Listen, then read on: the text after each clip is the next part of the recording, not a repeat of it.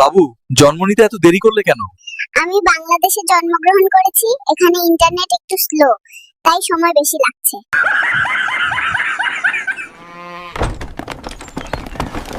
ওই বাবু, তুমি এইগুলা পশু নিয়ে এইখানে সরকারি অফিসে কেন আসছো? আমার দাদারে বলছো ঘুষ না দিলে কাগজ দিবি না, টাকা নাই তাই পশু নিয়ে আইছি, এগুলার মাংস চিবাইয়া চিবাইয়া খা। এখন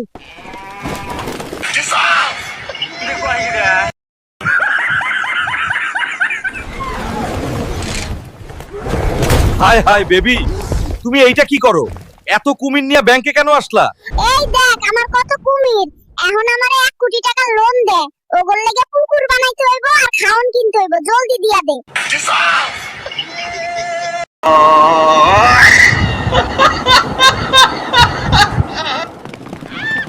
বাবু, এইটা তো এয়ারপোর্ট, এইখানে কেন পশু পাখি এইগুলো নিয়ে আসছো?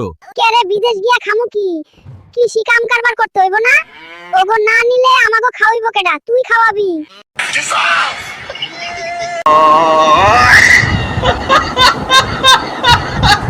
এই বয়সে লুঙ্গি পরছো কেন?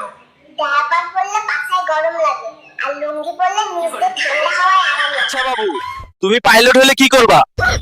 আমি পাইলট হলে সকল যাত্রী নিয়ে চাঁদে চইলা যামু।